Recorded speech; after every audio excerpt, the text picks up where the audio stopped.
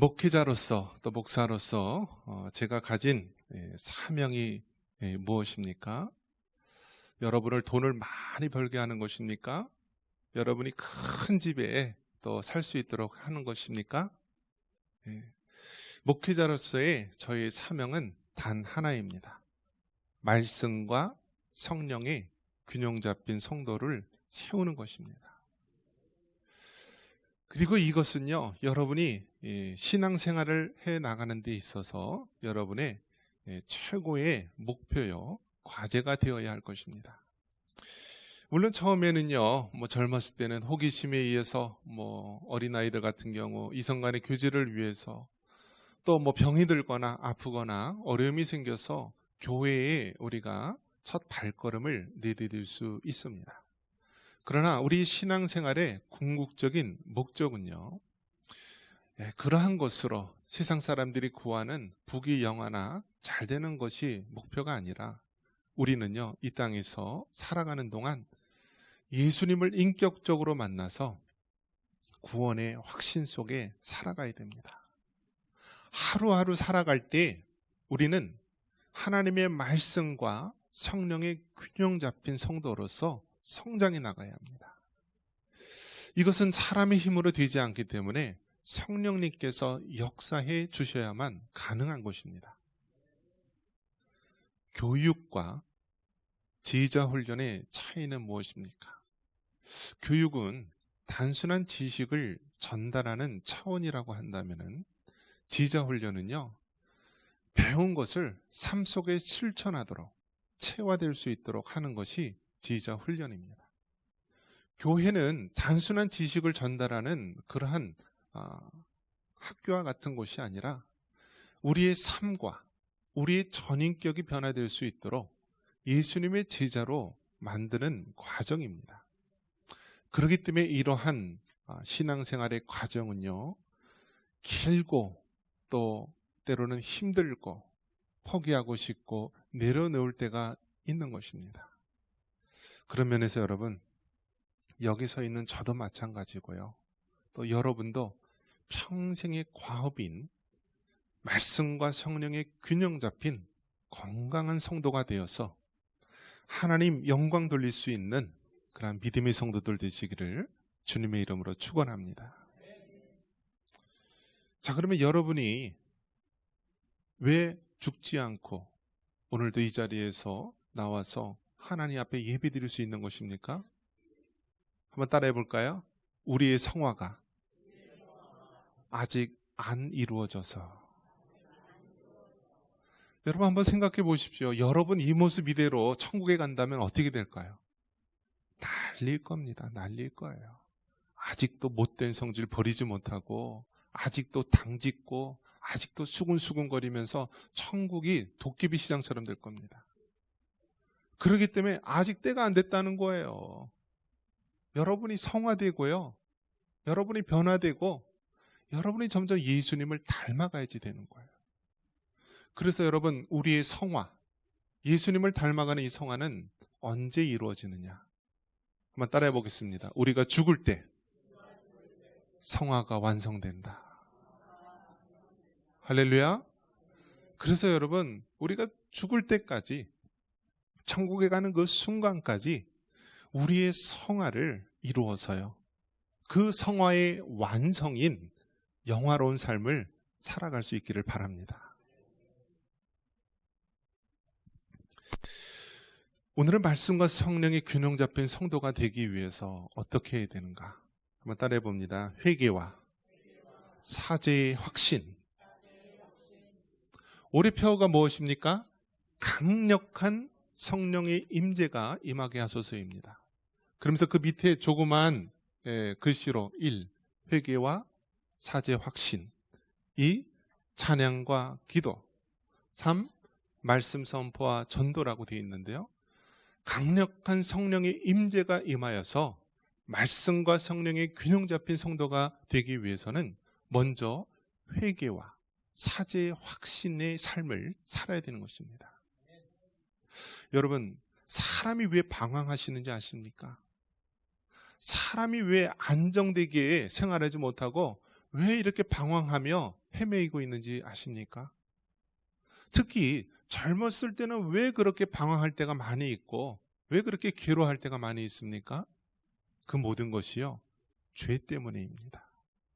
죄의 문제를 해결하지 못했기 때문에 우리가 인생을 방황하고 헤매이는 것입니다.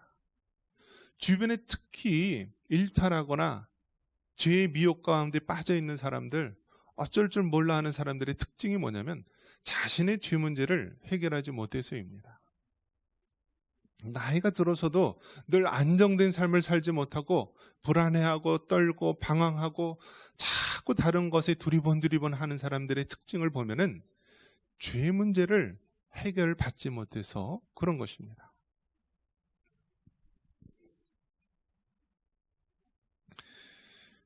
과거에는요, 어릴 때서부터 바른 생활을 배웁니다. 도덕이라는 것을 배웁니다. 국민윤리라는 것을 배웁니다.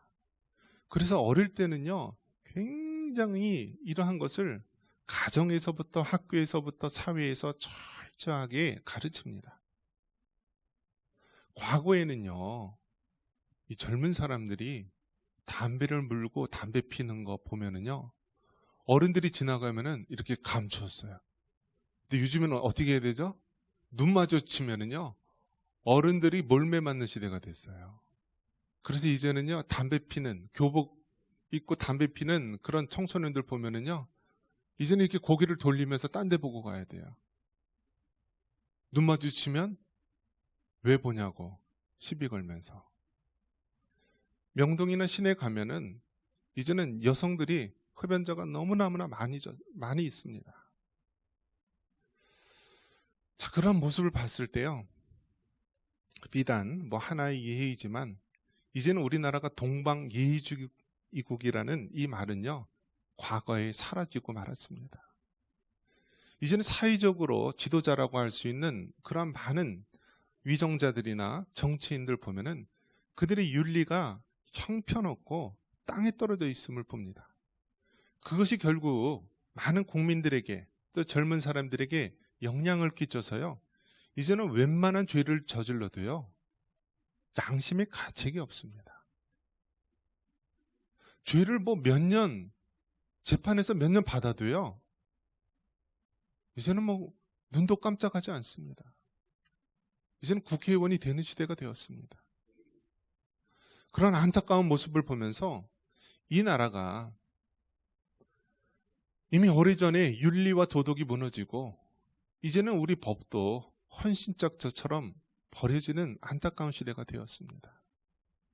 이러한 가운데요, 정말 우리 예수님 믿는 그리스도인들이 정말 하나님 앞에 죄에 대해서 깨끗하고 순결한 신부처럼 살아갈 수 있는 여러분 되시기를 바랍니다. 여러분, 사람을 죽여야만 살인자입니까? 그 마음속에 미워하는 마음을 가지면 우리 예수님께서는 살인자라고 이야기합니다. 육체 간에 그런 관계가 있어야만 가늠한 것입니까? 마음의 음욕이 있을 때 이미 가늠한 자라고 우리 예수님께서는 그 마음의 양심을 강조하고 있습니다. 그런 면을 봤을 때 여러분, 정말 이 세상을 본받지 말고 오직 우리 예수님 걸어가신 그 생명의 길, 구원의 길을 바라볼 수 있는 여러분 되시기를 바랍니다.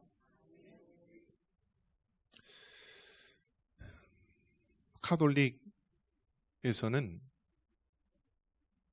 죄에 대해서 문제를 해결할 때 성당 신부님에게 가서 고해 성사를 합니다. 내가 이러이러한 죄를 저질렀습니다 라면서 그 죄 지은 것을 아뢰입니다. 그러면 그 안에 있는 그 신부님이 그 얘기를 다 듣고 며칠간 금식을 하십시오, 뭘 하십시오 하면서 기도해주고 돌아갑니다. 그러니까 카톨릭 구교에서는요, 자신의 죄 문제에 대해서 자신이 스스로 회개라는 것을 할 수가 없습니다. 신부에게 가서 자신의 죄를 고할 때 신부님이 하나님에게 기도하면서 그 죄를 사함받을 수 있다고 이야기합니다. 그러나 우리가 믿는 기독교 신앙은 그렇지가 않습니다. 우리의 죄 문제에 대해서는요, 신부라든지 다른 사제가 간섭하는 것이 아니라 하나님과 다이렉트, 직접적으로요, 우리는 회개할 수 있고요, 우리는 사제의 확신을 받을 수가 있는 것입니다.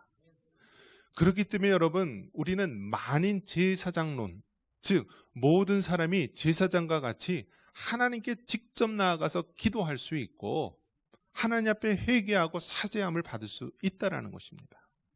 이것이 여러분 얼마나 큰 복음이요, 얼마나 힘 있는, 능력 있는 말씀인지 모릅니다. 여러분이 죄를 지었어요. 그런데 깜빡하고 신부에게 가서 고해성사하는 것을 까먹었어요. 못했어요. 그럼 여러분 어떻게 되는 거예요? 그냥 지옥 가는 거예요. 그들의 교리에 따르면 지옥 가는 거예요. 그런데 우리는 날마다 예수님의 십자가를 바라보면서 우리의 죄를 회개하고 우리의 죄를 사함받을 수 있는 그 길이 열려 있는 것입니다. 이것이 복음이고요, 이것이 얼마나 큰 힘이 되는지 모릅니다. 먼저 우리는 이 죄의 기원에 대해서 바로 알아야 됩니다. 우리 창세기 3장 6절 같이 한번 읽겠습니다. 여자가 그 나무를 본즉 먹음직도 하고 보암직도 하고 지혜롭게 할 만큼 탐스럽기도 한 나무인지라. 여자가 그 열매를 따먹고 자기와 함께 있는 남편에게도 주매 그도 먹은지라. 창세기 말씀에 보면은 모든 것의 기원, 태초에 있었던 일들이 나옵니다. 이 죄의 기원, 이것이 어떻게 되었는가? 우리가 원래서부터 있었던 죄다라고 해서 원죄, 오리지널 신이라고 이야기합니다. 언제 이 죄가 인간 세계에 오게 되었느냐? 창세기 3장에 보니까 최초의 사람 아담과 하와가 하나님 앞에 내가 이 열매를 먹으면 정녕 죽으리라 한 선악과를 먹음으로써, 즉 하나님의 말씀을 불순종함으로 인간 세계에 죄가 들어오게 됩니다. 그래서 아담과 하와의 모든 혈육의 후손들은요, 태어나면서부터 원죄를 가지고 태어납니다. 원죄를 가지고 태어난 우리들은요, 틈만 나면은 죄에 대해서 범하게 됩니다. 그래서 자신이 스스로 범하는 죄다라고 해서 자범죄를 범하게 됩니다. 이처럼 인간은 원죄와 자범죄로 더럽혀진 우리 인간입니다. 그래서 여러분, 아이들이 태어날 때요, 아이들에게 죄를 교육할 필요가 없어요. 죄 짓기 위해서는 이렇게 해야 된다라고 가르칠 필요가 없어요. 왜요? 우리는 태생적으로 죄성을 가지고 태어났기 때문에요, 인간은 욕심쟁이고 인간은 막 싸우고 어떻게 해서든지 그렇게 죄 짓는 일만 하게 되는 것입니다. 특히 이 선악과를 봤을 때 아담과 하와가 가졌던 마음, 먹음직하고 보암직하고 지혜롭게 할 만큼 탐스럽다라고 말합니다. 이것이 요한일서 2장 16절에 보면은 육신의 정욕과 안목의 정욕과 이생의 자랑이라고 이야기합니다. 그러니까 우리 주변에 있는 죄들 보면은요, 알코올이라든지 마약이라든지 도박이라든지 성중독, 뭔가 범죄들 보면은 이 세 가지 범죄에 다 포함이 됩니다. 우리 육신으로 짓는 육신의 정욕, 특별히 안목, 우리 눈으로 바라보는 모든 죄들. 여러분 하루 종일 뭐 보고 계시죠? 스마트폰 보고 계시죠? 또 하루 종일 뭐 보고 있죠? 뭐 유튜브나 쇼트, 이러한 우리 눈으로 짓는 죄들이 얼마나 많이 있는지 모릅니다. 그러면서 우리 육신으로 짓는 육신의 정욕의 죄, 우리 눈으로 짓는 이 안목의 정욕의 죄, 그리고 우리가 이 땅에 살면서 이생의 자랑, 이 땅에 있는 모든 자랑들, 왜 명품백을 들고 왜 그 화려한 차들을 사고요, 왜 분수에 넘치게 사람들에게 과시하고 살아갑니까? 그것이 다 이생의 자랑을 이야기하는 것 아닙니까? 이처럼 원죄와 자범죄로 더럽혀진 인간은요, 틈만 나면 죄질 공리만 하는 것입니다. 이것이 창세기 3장에는 먹음직스럽고 보암직스럽고 지혜롭게 할 만큼 탐스러운 것처럼 보이고요, 신약을 살아가는 우리에게는 육신의 정욕, 안목의 정욕, 이생의 자랑의 죄로 나타나는 것입니다. 여러분 눈앞에 있는 죄의 미혹들을 보면은 여러분 이길 수가 없습니다. 이길 수가 없어요. 여러분, 순교자가 어떻게 되는지 아십니까? 순교자. 한 방 맞아서 죽으면은 순교자가 되고요, 한 방 맞아도 죽지 않고 살면은요, 나중에 변절자가 될 가능성이 높다라고 합니다. 우리 마음이요, 이길 수 있는 힘이 없어요. 포로들 잡아서 고문을 하잖아요. 그러면 그 고문을 이길 수 있는 힘이 없어요. 이제는 막 약물을 주입하고요, 막 사람 마음을 이렇게 탁 풀어놓고 고문을 하고 자백을 받기 때문에요, 사람이 버틸 수가 없어요. 우리가 이 세상에 살면서 우리 눈앞에 있는 죄들을요, 이길 수가 없어요. 멀쩡하게 회사에서 양복 입고 아주 젠틀하게 생활하는 사람도요, 그 예비군 훈련장에서 그 개구리복만 입혀놓으면요, 다 아무데 나가서 오줌 갈기고요, 아주 개가 됩니다. 사람의 본성이 그래요. 사람의 본성이. 그래서 우리가 뭐라고 얘기합니까? 시험에 들게 하지 마옵시고 다만 악에서 구하옵소서. 우리가 매일매일 순간순간 너희들은 죄성을 가진 인간이기 때문에 시험에 들지 않게 기도하고 미혹을 이기게 해달라고 하나님 앞에 매달리라고 말하는 것입니다. 하나님께서는 우리에게 죄성으로 물든 우리들에게 회개라는 것을 허락해 주셨습니다. 요한일서 1장 9절 같이 한번 읽겠습니다.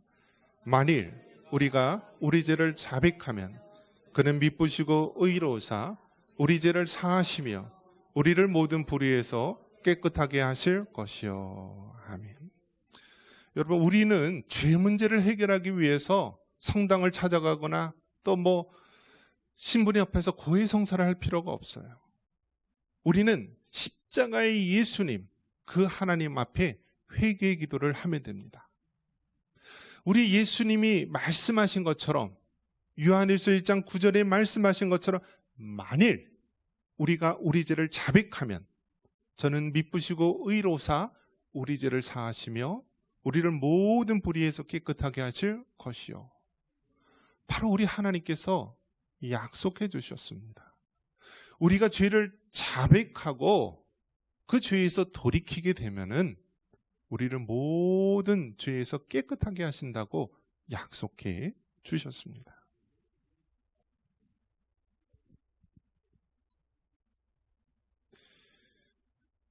인생은 고해다라는 말이 있습니다. 한번 따라해 볼까요? 인생은 고해다.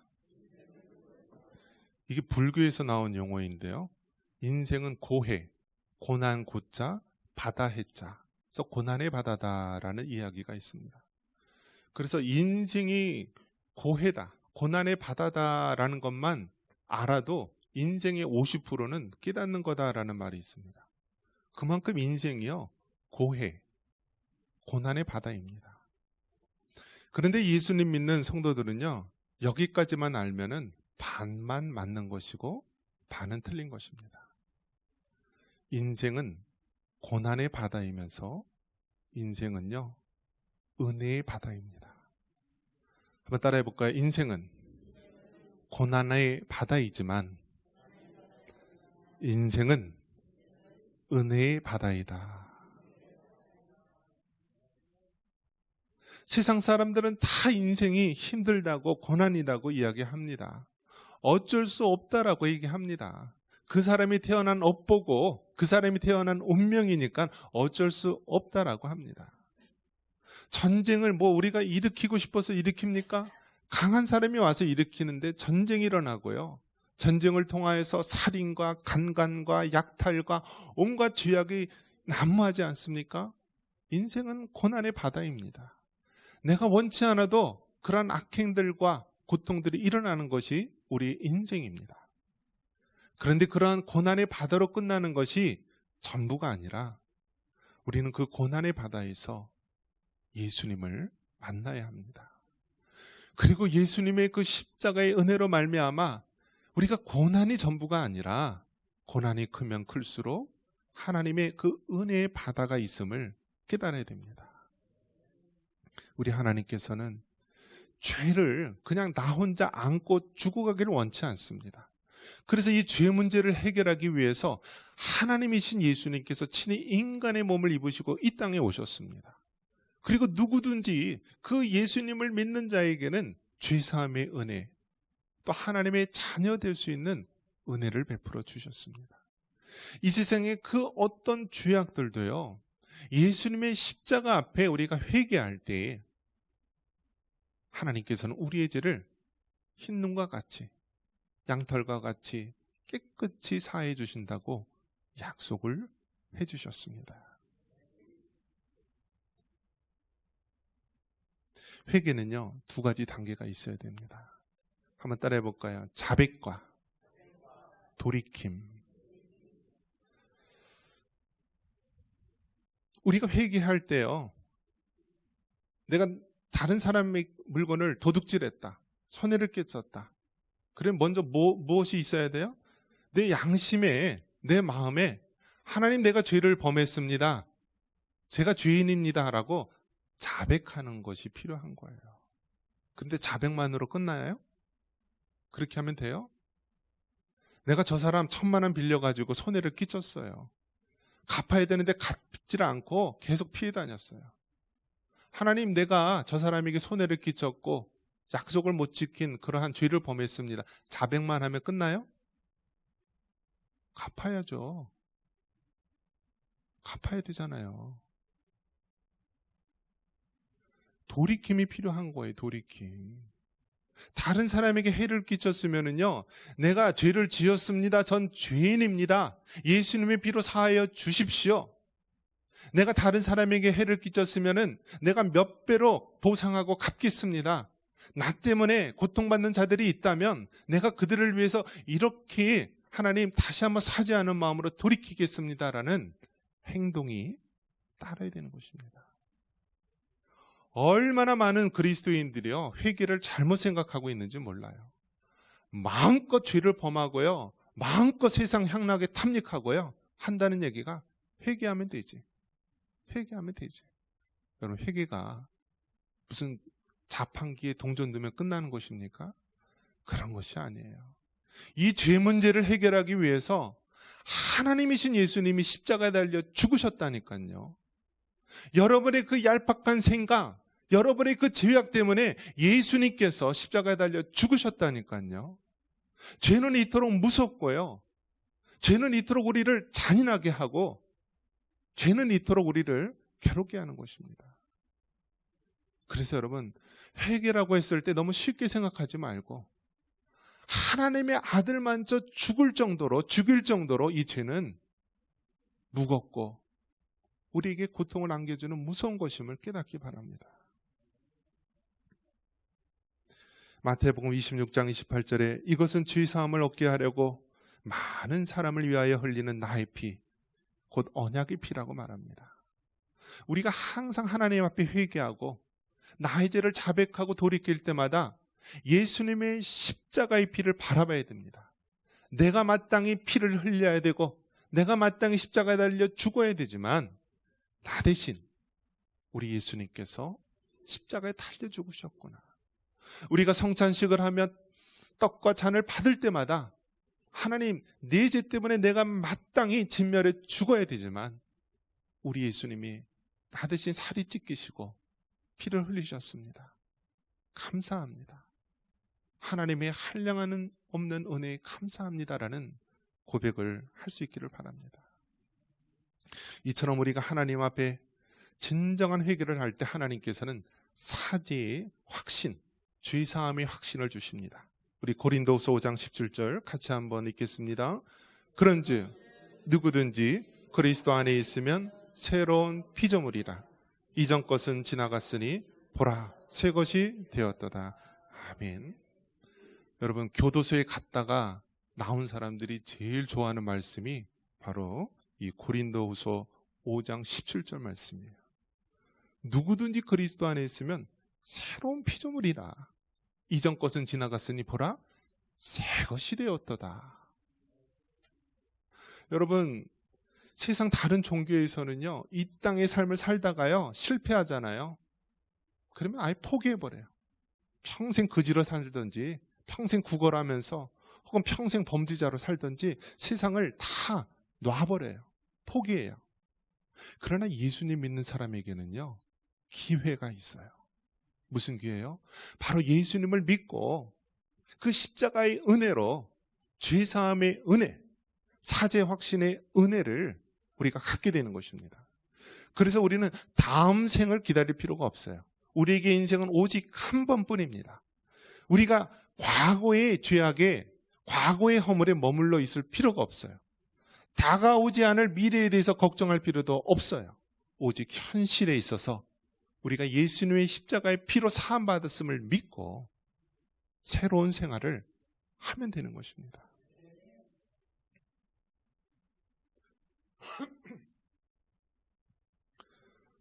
저는 이 죄가 얼마나 무서운지 두려운지 몸으로 체험을 많이 했습니다. 교통사고로 교통법으로 그렇게 인사사고 나면서 6개월 넘게 수감 생활을 했어요. 1심에서 금고 1년, 또 다 문제 해결돼서 나중에 벌금형으로 나오게 되었는데요. 6개월 넘게 1월 달에 들어가서 8월 달에 나왔는데요. 그 안에서 겨울과 한여름을 다 겪었어요. 겨울에는요, 동상이 걸려요.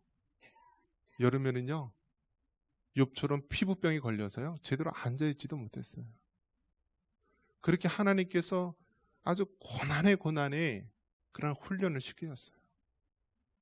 어떤 분이 그런 얘기 하더라고요. 어떻게 청산교회에서 그렇게 잘 버티면서 있을 수 있냐고. 제가 부임했을 때 청산교회 담임 목사 임기가 평균 3년여밖에 되지 않았어요. 그나마 전때 목사님들이 15년, 9년 해서 그 정도 오래 3년여가 되는 것이에요. 지금 제가 이제 12년 넘어서 13년 차 됩니다. 하나님께서 그 어둠의 골방에서 훈련을 시키시고요.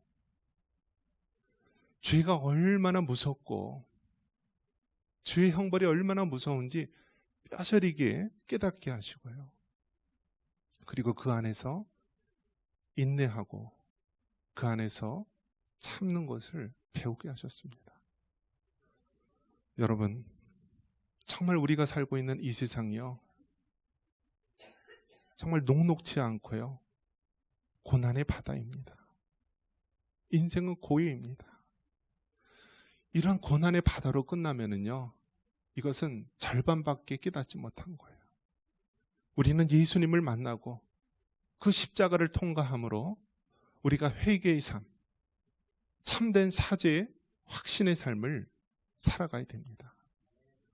여기서 있는 저나 또 여러분들, 천국 가는 그 순간까지 하나님 앞에 우리의 모든 죄들을 회개하시고 사함 받으시길 바랍니다.